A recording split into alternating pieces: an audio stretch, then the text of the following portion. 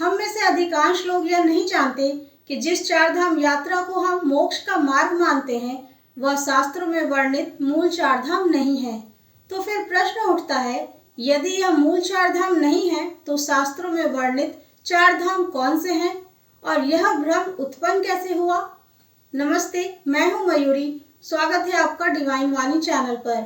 आज हम जानेंगे चार धाम यात्रा का वो रहस्य जिसे हम में से अधिकांश लोग नहीं जानते कि असली चार धाम कौन सा है। हर वर्ष लाखों श्रद्धालु कठिन पर्वतीय मार्गों से गुजरते हैं। वे बर्फ से ढकी चोटियों के बीच सांस रोक देने वाली ऊंचाइयों पर यमुनोत्री, गंगोत्री, केदारनाथ और बद्रीनाथ के दर्शन करते हैं। वापस लौटते समय उनके चेहरे पर संतोष होता है, हमने चार धाम कर लिया।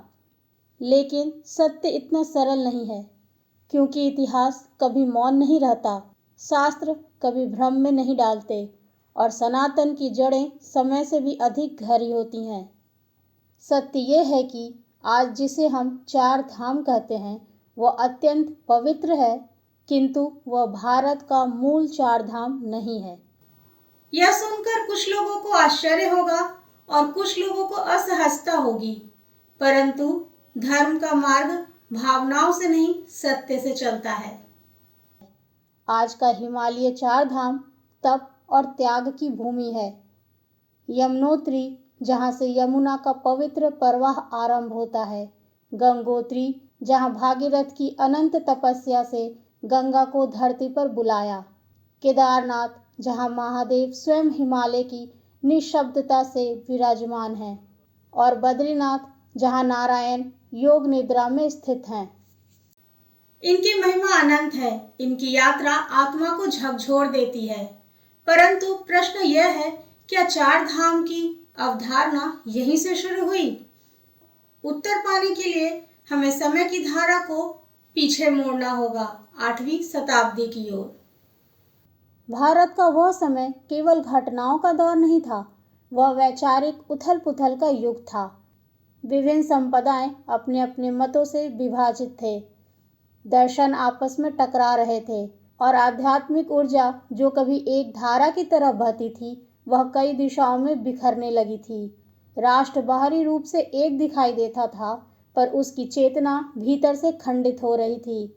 ज्ञान था पर एक तत्व नहीं था, श्रद्धा थी पर समन्वय नहीं था। और तब धर्म की धारा दिशा खोने लगी, तब सत्य अनेक व्याख्याओं में उलझने लगे, तब समय स्वयं समाधान को जन्म देता है। ठीक उसी काल में केरल की पावन भूमि पर एक विलक्षण बाल सन्यासी अवतरित होते हैं, आदि शंकराचार्य।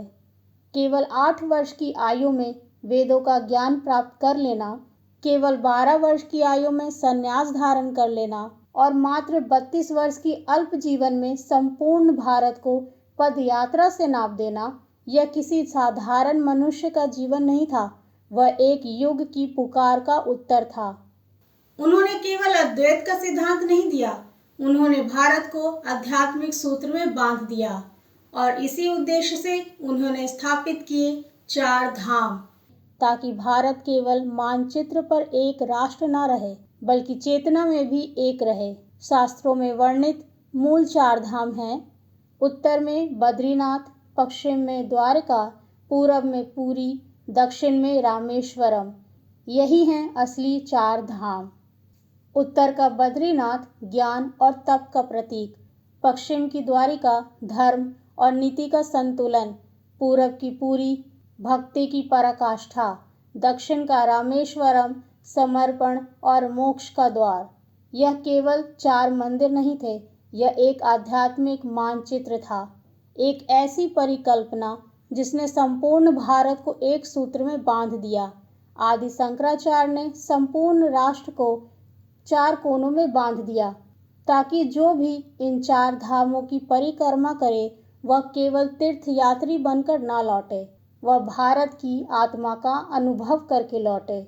वह समझ सके कि भाषा अलग हो सकती है, वेशभूषा अलग हो सकती है, पर चेतना एक है। तो फिर भ्रम कहाँ से आया? समय बदला, यात्राओं के मार्ग बदले। उत्तराखंड की हिमालय यात्रा अत्यंत लोकप्रिय होती गई।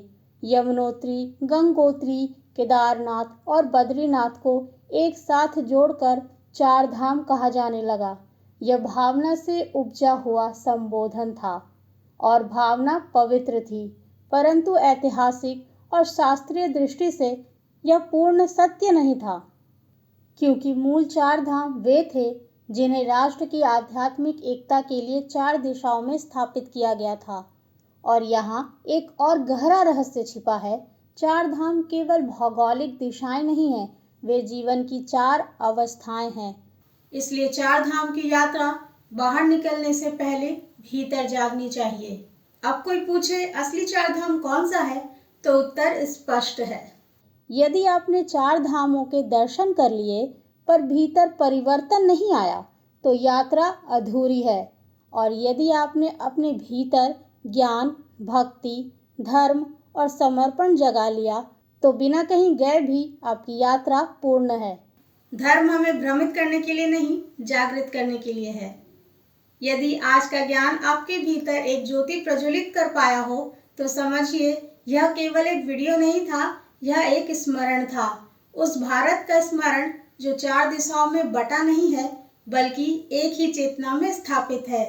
वीडियो अच्छा लगा हो तो इसे लाइक करें और डिवाइन वाणी चैनल को सब्सक्राइब करना ना भूलें। हर हर महादेव।